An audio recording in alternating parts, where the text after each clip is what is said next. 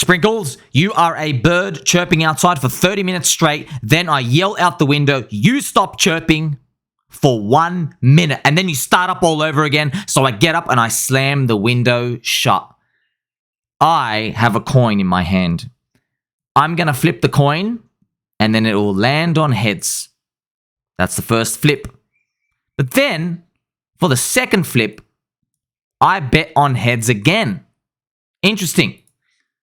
Some people will then say that you are biased for heads because it landed on heads the first time. You're like, oh, you just love heads so much. Family-friendly show. Are you biased? Not really. It's a coin flip. Concentrating your bets and waiting until it plays out is required in investing. This is why I'm here to explain it for you. Remember, you had a coin. You flipped it. The first time came on heads. You're like, okay, well, now I'm just going to do it again. This is exactly like buying a crypto. It's a crypto poop coin. You bought it. It goes up, it goes down. And now in the next cycle, you think it's going to play again. Now, of course, many coins don't make it to that next cycle. That's why we use the peanut brain approach of looking at the number of people in the network and just see that it's continuing to go up, even though the price doesn't seem to match up with the fundamentals. That's where we're going with the future here.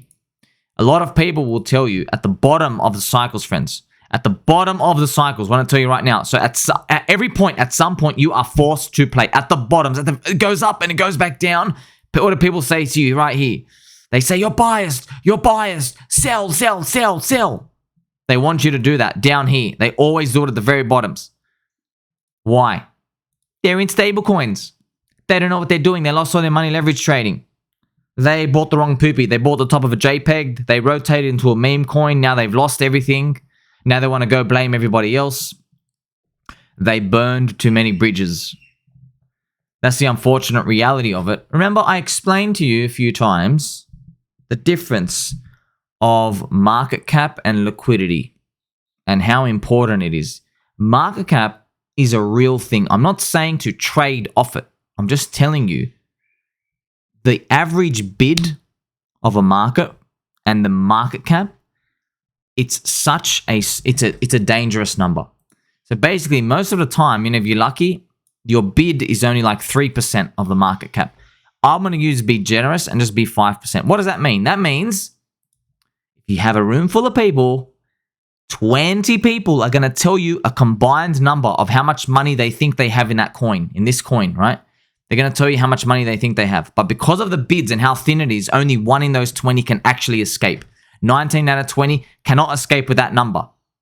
As it goes down and that first person escapes, the next 2 to 3 people will escape with severely diminished returns. And then the final 15 are left holding the bag and they get destroyed. So that's why it's super important to think about this. Why? Because when you're holding something, could be any coin you're holding, people will then they try to challenge you because they're challenging themselves. They're saying, you're biased. Why are you holding your thing? But, don't misconstrue this. You can be holding something which you consider a strong community that's growing or has super strong fundamentals. And then people are in hot new meme coins that are running around and they will always throw that biased label out. You have to be super sensitive to this because it's so easy to watch your coin doing nothing and then see something else moving up and you're like, okay, it's time for me to get in. I don't want to miss out. That's how everybody gets wrecked in crypto. Everyone gets wrecked in that. Unfortunately, here's the thing though. In the olden times, so let's do this two charts, okay? There's 2 charts. In the olden times, so your coin's going sideways and then another coin's going sideways up, or then it goes up, right? And then people buy the top of this other meme coin or this other altcoin, it could be Litecoin, could be Monero, whatever it is in the past. And then usually what they'll say is as soon as you start buying this number 2 coin, your original coin number 1, it then goes up. Here's the unfortunate part. There are so many altcoins now, I can't even be guaranteed of this. There are no guarantees in life, but this doesn't even happen anymore. It's very sad that the crypto market is like this. You're not guaranteed that that thing you're holding is ever going to move. That's why you need a competitive edge. Do you see information and data that not everybody else is seeing? That's why, for example, I love the Look Into Hex website. Lookintohex.com, made by Gerardo.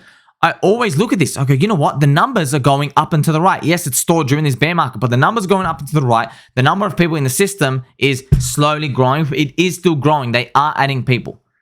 The numbers continue to grow. The daily active users, the participation, the volume is still pushing on for Pulse Chain, Hex ecosystem. Not everybody's looking at these numbers. They're not looking at these numbers. They're not looking at these at all. And you can see the same things for everything else. For example, I've shown you ChainLink and the CCIP tech. The revenue is going up and to the right. The use case, the integration is going up and to the right. People aren't looking at those numbers because the candles aren't green. When do they look at those numbers? You know exactly when. It's when they see 1, 2, 3, 4. Wow, 4 monthly candles. Wow, it's time for me to go into the future of finance. Unfortunately, that's when you start to see the buyers run out.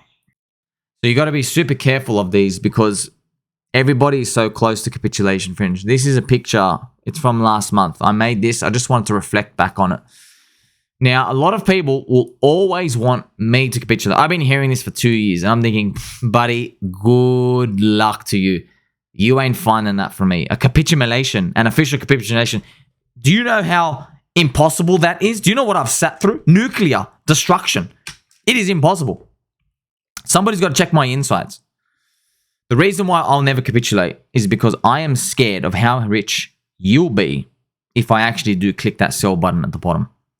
Unfortunately, Mr. Silvertooth, so he capitulated his soul from crypto and then Pulse pumped plus 41% immediately. I mean, this is, how do you make this up? Literally, this is a screenshot. This is a zoom in screenshot as it happened at the time. Look at this. How does that happen? You literally capitulate, it just goes up. It hurts. It hurts to see. I don't like looking at this, but people thought this was a meme. It's not just a meme. It's true. The market consumes souls. It consumes souls. Do you know how many times I've sat there? We've been waiting forever and ever and ever. And then you'll hear one person, a specific character, finally gets taken out. And then as soon as they're out, literally within the next 7 to 14 days, bang, it just starts zipping up. So many times. And it's not any of this randomness. It's not randomness. Trust me, I wish it was random. I don't want to pay attention to that. It's a consumer of souls. Don't let it take it away from you. We are praying that Mr. Silvertooth comes back with bigger and stronger bags. I want you to know, so, Mr. The Name Says Forks says, I posted my other comment before even looking at the chart. Imagine if his poor soul was the bottom signal after 7 years. And I'm saying, yes, I hope he comes back. So this was the final message at the time when he said it was a long, rough 7-year fight. It's time to move on from crypto. Crypto 1, Silvertooth 0. Wishing you all a great one. Peace. My heart waits, friends. We can't let this go like this. But I just want you to know, okay, before this happened, Mr. Silvertooth started engaging in trading. He started engaging in switching and ratios and the up and the down, and it started going good. We don't know what the reason is, don't know exactly what happened, but once you open up the door to this, you never take it back. I'm telling you right now. You see this little door, friends? There's a little door. You don't want to open up the trading door. Once you do that, once you are in the habit of clicking that sell, trying to time these candles, it's basically game over. You're a ticking time bomb. Okay, we have so many people who refuse to trade and think long term, and they make it. But then we have a lot of people who didn't. Now, of course, trust me, I'm feeling the same thing too. I'm feeling like, hey, what about all those lucky people who sold in the previous bull market? Yes, you know what's probably going to happen? Those people who sold in the previous bull market, a lot of them, okay, not all of them, a lot of them are going to get wrecked in the next bull market because they're going to look for the same signals. And what's going to happen is their signals that they're looking for aren't going to come, all right? It's not going to hit as high as a target as they want. So when it goes back down, they're going to capitulate the lows. They're going to go, oh, crap, crypto's doing something I wasn't expecting. They're going to do something different. Or what they'll do is they have such high hopes on this target up here that when they're here, they're going to be leveraged long. They're going to be leveraging. They're going to be using the leverage trading, perpetual swaps. They're going to be doing they're going to be doing so much leverage, liquid loans, whatever it is out there, depositing their money, and they're going to get liquidated on the way down because they can't possibly imagine it stopping that low. I promise you it's going to happen. I wouldn't believe it unless I saw what happened to the Ethereum guys and a lot of the people who made money in earlier cycles. They got wrecked in the last cycle. People got absolutely destroyed, lost everything because they did not think the party would stop. They got too confident. That's what happens. It happens in a real economy too. So you got to be careful. And I'm going to be here to warn you. Just like how I'm going to warn you about Fake DeFi Uniswap. So it's no secret now. Fake DeFi Uniswap is launching UniswapX. UniswapX is another basically off-chain. So it's off the blockchain, off-chain. And it takes the orders and it spits it in here, and there's a mystery box. And it has a way of sorting stuff. Now, of course, it's going to start off transparent, but we know how the game goes eventually. The game goes like this. Eventually, to get your orders filled, you need to be on this black box.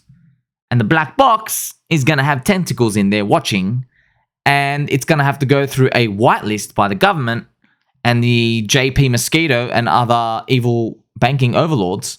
And they are eventually putting the traditional finance system into crypto now, and we have no say. And it's basically game over. Oh, you don't have the 3 government ticks of approval? See you later, you're done.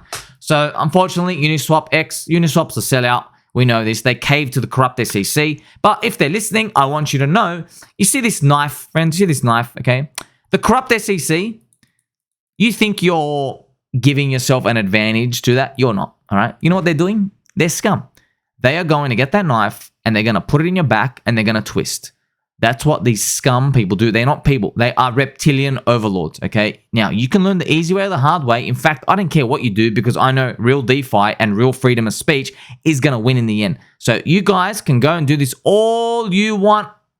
You see how that works out for you. You already know what's been going on. They are already backstabbing you. They know what I'm talking about. Okay. MetaMask consensus is also fake DeFi. They are also edging towards extreme centralization.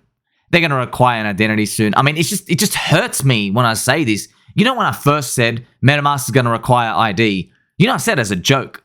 I was like, you know what? But you know, the world sometimes does sick, twisted things. I mean, I wonder if it's actually going to happen. And you can see it happening. They've caved to JP Mosquito. I want to use real DeFi. This Peppy is actually a Squirtle. Don't forget real DeFi. Okay.